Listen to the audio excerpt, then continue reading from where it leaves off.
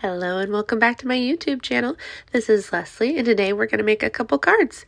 So Kendra's card challenge, if you're part of our Patreon, she sends a mini card kit. Now you have to be a certain level and I'll mark all that information down in the subscription box below. But this is an example of that card kit. So I was sent some examples from Not Too Shabby, some lovely little apple paper, some plaid on the back. Oh, I love this so much. It's so pretty.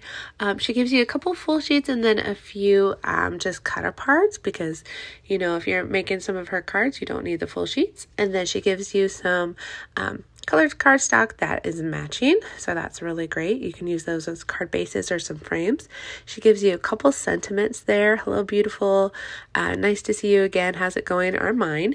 And then she gives you some of the matching ephemera that also works perfectly with these papers. Oh, this is cute. Okay. So I'm definitely inspired. And then a couple embellishments here. So to start out, I am going to make one of the sketch is from Kendra's Card Challenge 13, which is the current challenge that is going on right now. It's from January through March. So if you don't know anything about Kendra's Card Challenge, Kendra gives you a set of templates to cut 6x6 pattern papers down, and then she gives you 15 sketches that coordinate. And then if you photograph all 15 photos in one image and upload it to her Facebook group, a certain album, you can be part of a giveaway. So today I am using sketch number 12 for this first card. So I decided to use the plaid, the flowers, and the one pattern paper that had like the scales and all the matching ephemera that I have. And then I'm just cutting apart one of those sentiments, the Hello Beautiful, and I'm going to set up my ephemera now. I'm going to use some foam tape on the apple, but not on the scale, just so it has some depth. And I'm just kind of trying to figure out where I'm going to want that sentiment before I do that. I actually decide that I'm going to put some of that green cardstock behind that sentiment as well, just so it bumps it up a little bit more on the card and it's easier to see since it is small on the smaller side. Still trying to figure out why I want it. But I am just using tape runner on the scale just to kind of keep that flat, and then I'm going to bump the apple up with some foam tape. Now I'm just using some round foam tape. I cut apart a couple to be behind the leaf, and then I also bump up the sentiment with the same foam tape. I'm trying to use the supplies I got at in-house already is to bind some more, so I don't actually have strips of foam tape. I just have circles, but you know what, you just cut it apart and you make it work. And then I'm just deciding to go kind of in the middle of my card there for the Hello Beautiful. I love that. That's so cute. And then I'm also going to bring in the couple little bling here, these little dots, and just put that underneath the sentiment just so your eye is drawn there even more. I want to kind of direct your eye for this card. And then I'm just going to use my tape runner and attach that card to my card base. And that will be my final card for this first round. I love how that came out. So simple. Now, for this second card, I'm not going to use a sketch. I'm going to show you how you can take just this small amount of paper and this mini kit that Kendra sends you and really dive deep to it. You can make a real simple card how you saw the first time, or you can make it a little bit more complicated. So I'm just coming out with all the little dies that I want to use. I'm going to use a border die on that plaid paper, and then I'm going to make a little apple pie because as soon as I saw this paper when I received it, I went, I have pie dies and I totally want to use them. So I'm just showing you what those dies, how they come out. I did use the middle of that pinkish paper for my apple pie part. And then of course these apple pieces and the flower pieces, they all coordinate. They're from Spellbinders. So I really like how that came out. And since I am hiding that hole, I was able to kind of get a little bit more out of my supplies. I am just going to cut this down to 1/4 and 1/8 just so it frames nicely. And then I'm going to attach it using my tape runner. So we're just going to do that. And then I'm also going to cut down that border paper. Those borders were also from Spellbinders. They were just a set that I bought. Of course, this is all from 2023 that I haven't got to use yet. So I was really excited that this paper and these dies coordinated so well. So I just wanted to add a little bit more fun to these papers. And that's why I decided to use that border die on there. It just makes it a little bit more frilly. And I like it.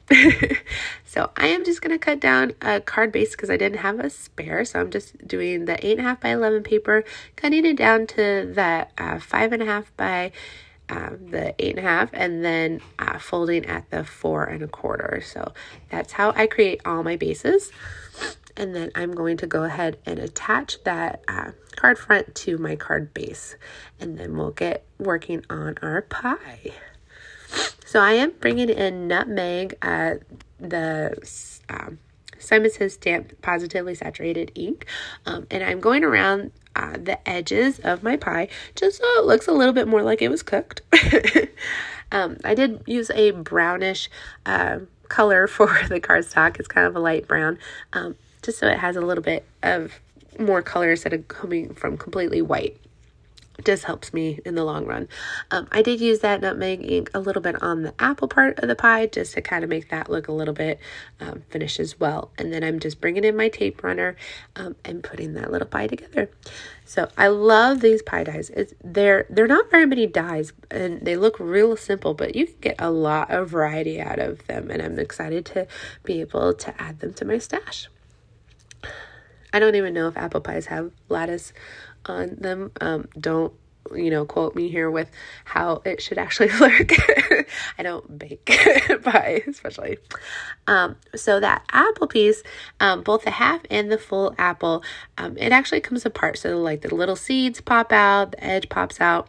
I decided instead of coloring the seeds, I was just going to put some dark brown cardstock behind the flesh apple part. And then I'll attach the skin part a little bit later. This just kind of makes my die cut a little bit thicker, so it has a little bit more oomph, and it helps me with coloring because those are really, really tiny pieces. But you'll see here, I am going to use my Tri-Blend Spectrum Noir markers.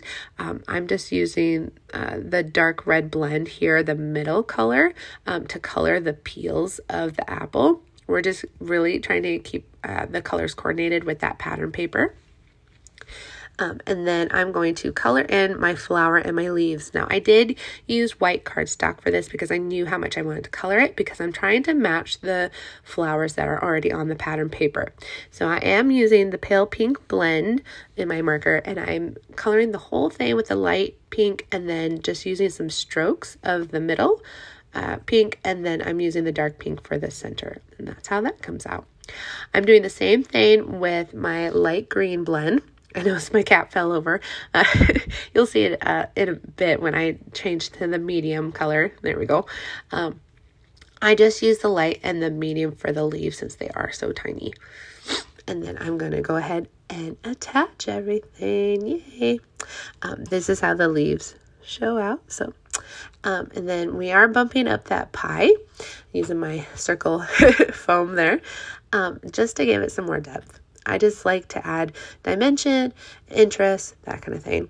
I am just going to glue that little apples, that's so cute, the little rolling pin that came in the kit. And then I'm going to put some double-sided tape on the back of the apple just so that peel actually stays stuck to the flesh there. And then we'll just peel that off. And we'll add a little bit of glue and we'll get that attached to my card. It took me a little while to get that backing off there. You could, use more tape on this. You could cut out a whole other shape so it sticks, but the double-sided tape worked well for me. And then I'm just going to put a little bit of glue in the middle of the flower just because I know I'm going to tuck in those leaves a little bit, so I didn't want it fully flat on the pie quite yet. I'm just putting in the little, the biggest leaf there, and then adding in the littlest one, again following what that pattern paper looks like. You can see that little flower next to my hand. That's what I'm looking at. I have a sentiment from the cat Scrappiness. You're so sweet. I actually cut this out in a different video and ended up not using it, so I just put it in my supply and it got to be used today. I am adding a couple gems from Honeybee. There's going to be the pink one in the flower, and then you'll see me add some green ones a little bit later.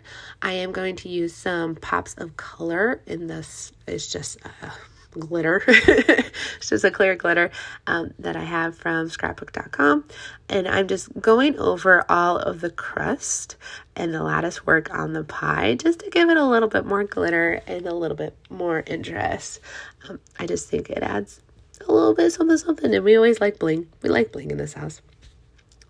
And then here I am adding those green gems. I didn't want them to really pop out. I just wanted to add a little bit of sparkle, so I went with a similar color to that pattern paper.